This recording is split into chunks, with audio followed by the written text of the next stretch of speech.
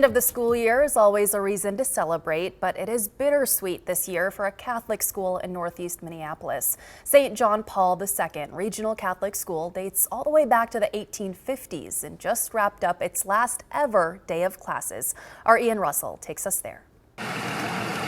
The last day of school, you're going to be able to see the organ, but we can't touch the keys, okay? Is always bittersweet.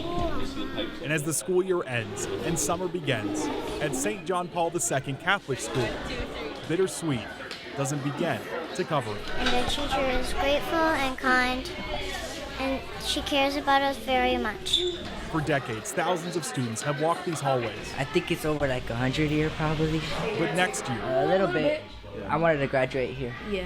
no new student will walk in. It's like been really fun here, and I don't want to leave. Their school building has been here for decades. That was erected in 1949. So a long time in this building. The school itself since 1853. I do think about the history a lot, especially when I show everyone the trophies.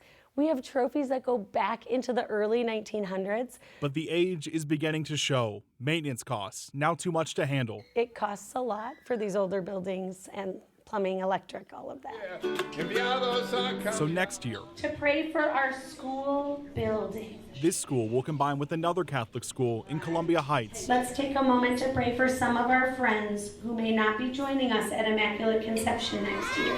So with one more hug and one more picture, We are getting ready to do our final picture, spelling out JP2.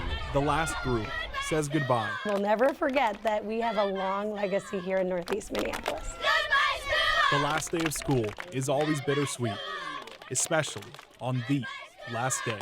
They just don't want to leave. They love their friends, they love their teachers, they love their community and their school. In Minneapolis, Ian Russell, KARE 11 News. Well, I hope they all have a great summer. I Yeah. know that's so hard. You really feel for those kiddos.